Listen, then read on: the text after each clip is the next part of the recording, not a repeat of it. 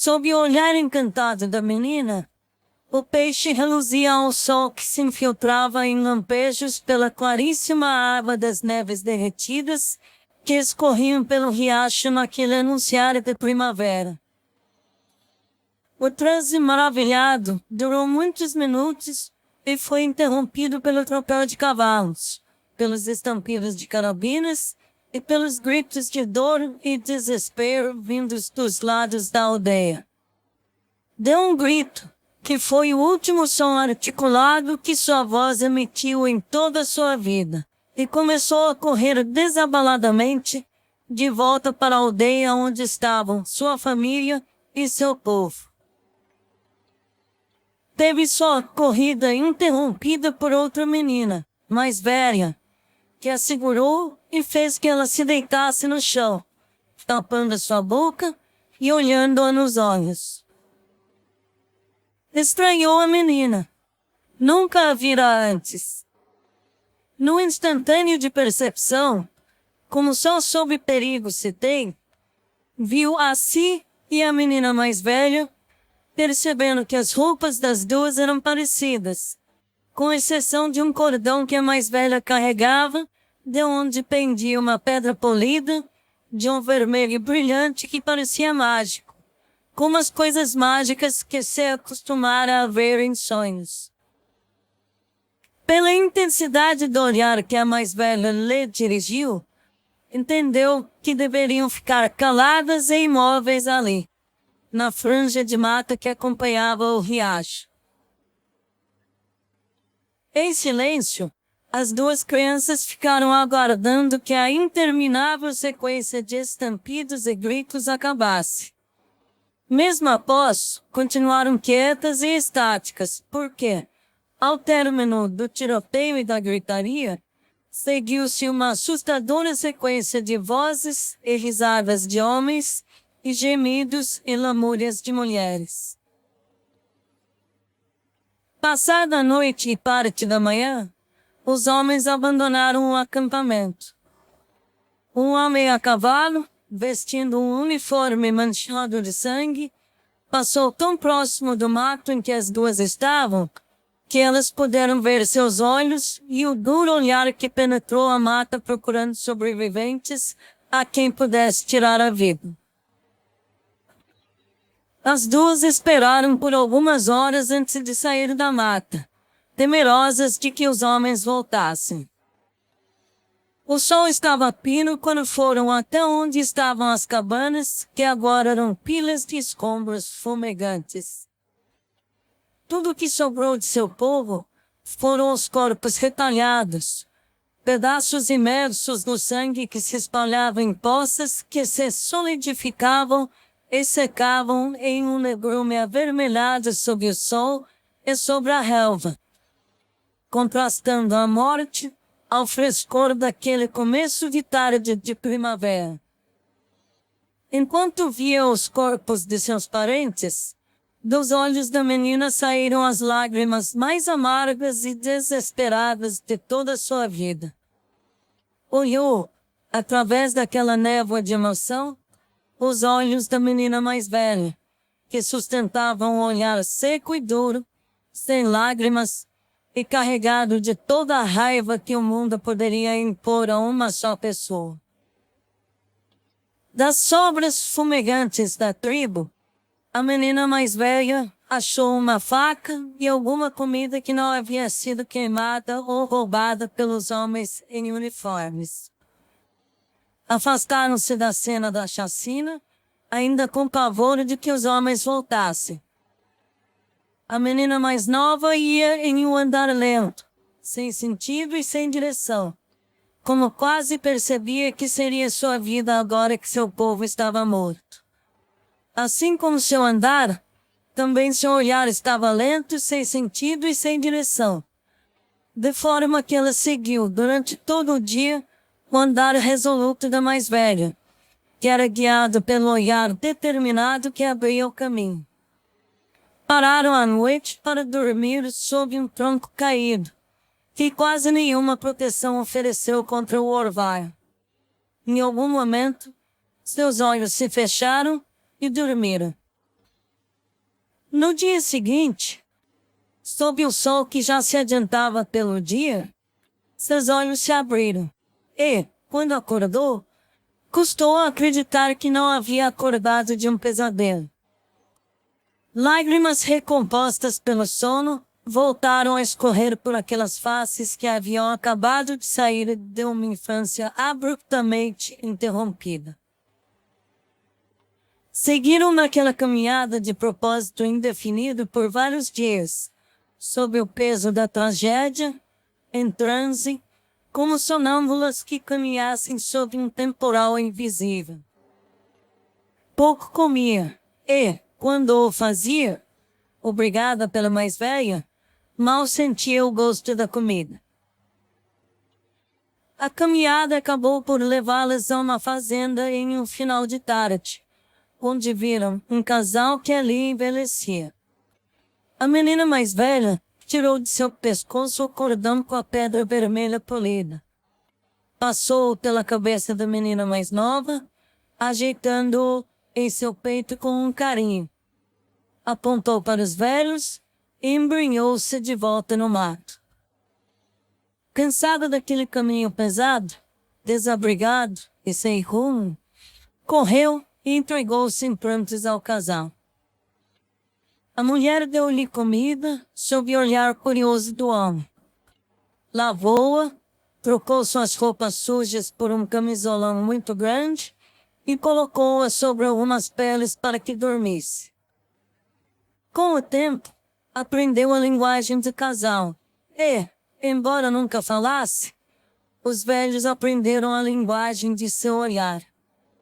Ajudava-os nas tarefas diárias e transformou-se na filha que os velhos nunca tiveram. Quando tentava se lembrar dos eventos que a levaram até a fazenda, lembrava-se com clareza apenas dos peixes brilhando no riacho. E, a partir de então, as memórias, se é que poderiam ser chamadas assim, eram uma névoa avermelhada de fumaça e cinzas que se estendia por um solo vermelho, escuro e pegajoso. Gritos, lamúrias, gemidos, risadas e estampidos cortavam como relâmpagos alaranjados aquela névoa.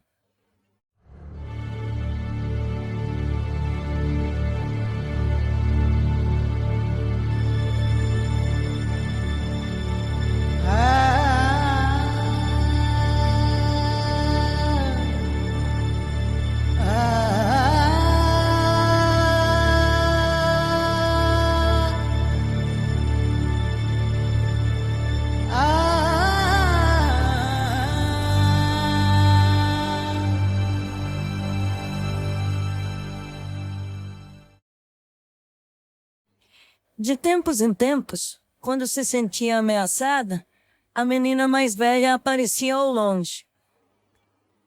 Na primeira vez que os velhos levaram-na à vila, onde foram para vender a produção de grãos e comprar mantimentos e ferramentas, viu a menina se esgueirando entre as sacadas das construções de madeira.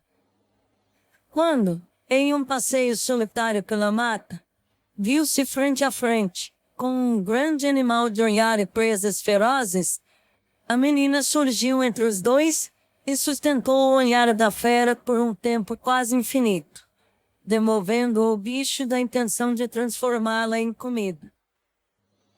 No dia em que caiu de uma árvore, em que subira para colher frutas e desmaiou, foi o olhar da menina que encontrou, após sentir-lhe os chacoalhões. E foi sob esse olhar que foi carregada por ela até a varanda da casa, onde foi encontrada, semiconsciente, pelos velhos, que dela cuidaram até que a febre que a invadiu arrefecesse. No final de tarde, em que o vento, o cheiro e as nuvens pesadas no horizonte anunciavam a chegada de uma tempestade, viu um cavaleiro se aproximando ao longe.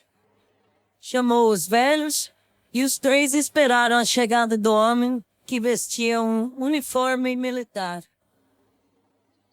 Com a presença daquele homem, A menina ficou perturbada e inquieta, por perceber a malícia e a maldade no olhar que o homem lhe dirigiu. A velha deu comida ao homem, sob o olhar desconfiado do velho. A menina preferiu ficar fora de casa até a hora de dormir, quando o velho levou o homem ao celeiro, onde ele deveria passar a noite. A menina não privou os olhos, parte por causa daquele homem, parte por causa do temporal que fazia a casa de madeira chacoalhar e ranger, parte por causa dos estouros dos raios que explodiam ao longe. Era noite alta quando percebeu, entre os gemidos das madeiras da casa, o ranger da porta da sala em que dormia se abrindo e os gemidos que o assoalho deu sob os passos cuidadosos do homem. Quando o homem se aproximou da cama onde a menina dormia, com cheiro de aguardente e um olhar brilhante de malícia e maldade, a menina mais velha surgiu e se ofereceu para que o homem vampirizasse seu corpo e sua juventude.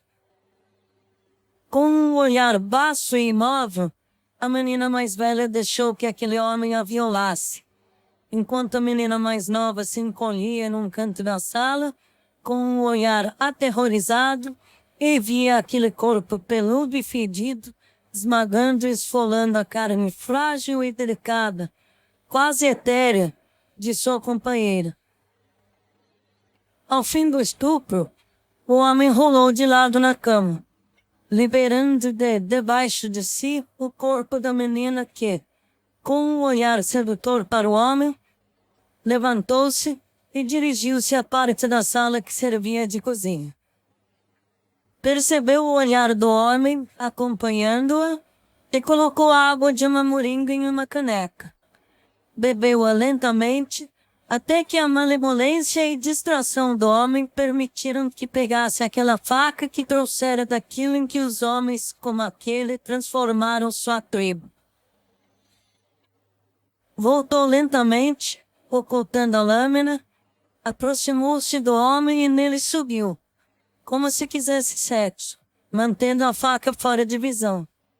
Em um movimento rápido, cravou-lhe a faca no peito, sentindo-a resvalar em uma costela e acertar o coração.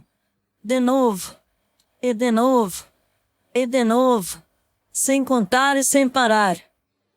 A cada facada a pedra vermelha, pingente do cordão, ganhava maior brilho, até que uma luz vermelha dominou todo o ambiente. Não houve tempo para o homem reagir. Quando o corpo ficou inerte sobre o sangue que empapava as peles da cama e já começava a pingar formando uma poça sobre o chão de madeira, ela ficou, salpicada pelo sangue que espirrou e sujou seu corpo, olhando para aqueles olhos que já não tinham olhar. De manhã, a velha encontrou encolhida a menina que tinha por sua filha, com olhar catatônico, no canto da sala, e o homem morto em um lamaçal de sangue. A menina não se mexeu durante todo o dia, enquanto os velhos decidiam o que fazer. Mataram o cavalo, que carregava queimada em seu corpo a insígnia do exército, salgaram a carne para servir de comida, e enterraram seu couro junto com o corpo do soldado e as peles ensanguentadas que cobriam a cama, bem fundo e bem longe na mata. Queimaram as roupas do soldado em uma fogueira e jogaram suas armas no rio. Conforme os costumes, queimaram a cama, agora amaldiçoada pela morte, e o velho construiu uma nova para a menina. A despeito da esperança dos velhos, passaram-se meses sem que a menina saísse daquele estado, permanecendo com o olhar perdido na luz que vinha da janela. Isso até o dia em que os velhos, sabendo que não durariam mais que uns poucos anos, levaram-na para a vila, onde o médico local a examinou e orientou as autoridades. que a encaminharam para um hospício. Alguns meses depois, a mulher morreu de desgosto pela perda da filha que nunca parira. O velho, porque os velhos sempre morrem quando lhes faltam as suas velhas, morreu do coração depois de poucos dias. No hospício, a menina, depois moça e até mulher, permaneceu por todo o resto de sua vida com o mesmo olhar catatônico que apresentou quando deu entrada. Seus olhos ficavam às janelas, por onde via, de tempos em tempos, o olhar da menina mais velha, que nunca envelheceu, se esgueirando para vê-la. O olhar dela carregava o seu e a transportava de volta para a margem daquele riacho, onde, encantada, observava os peixes que reluziam sob o sol, que se infiltrava em lampejos pela claríssima água das neves derretidas que escorriam daquela eterna primavera.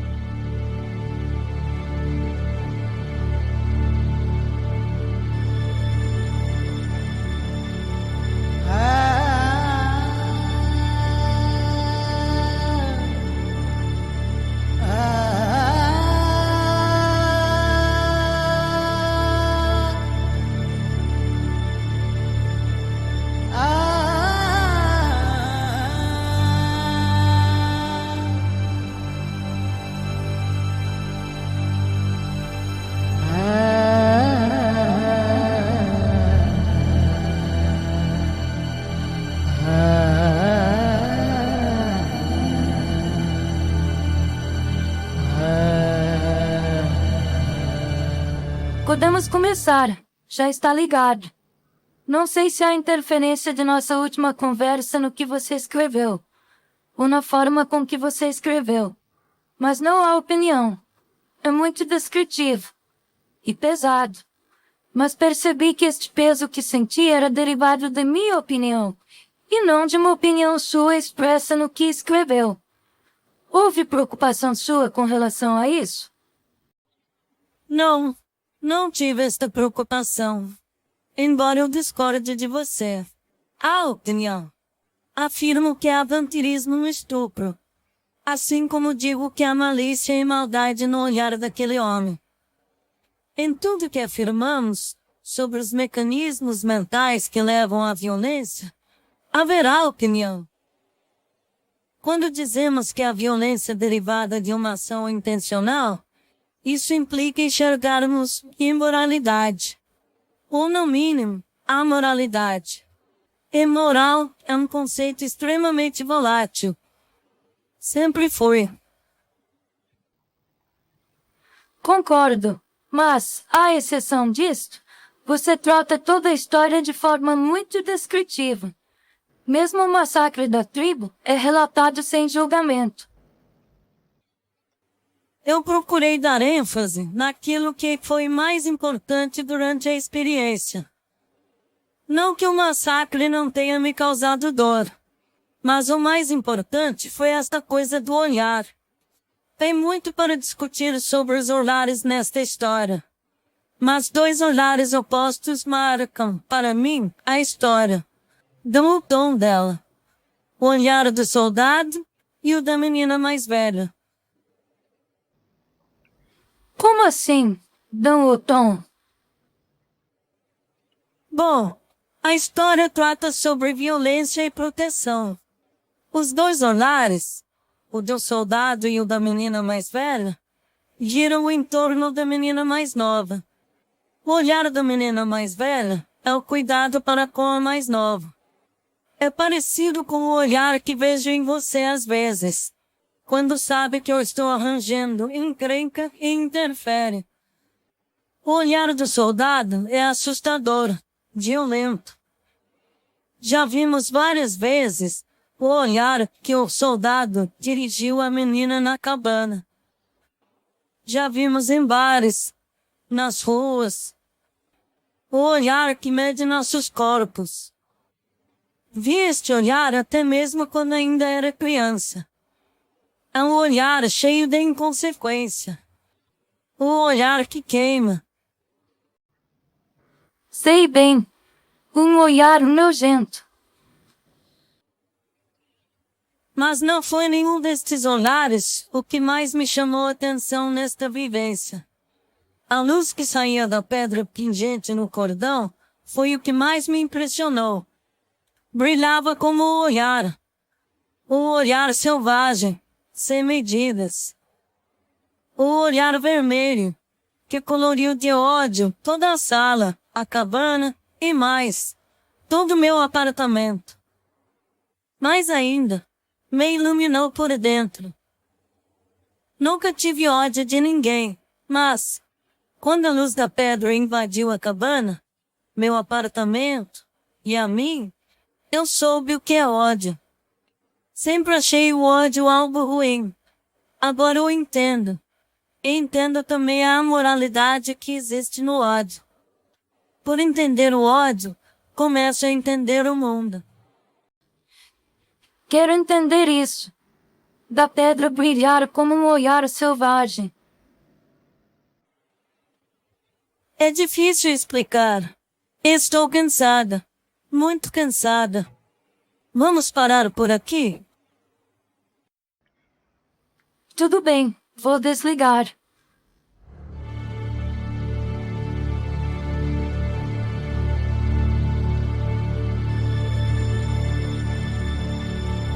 Ah!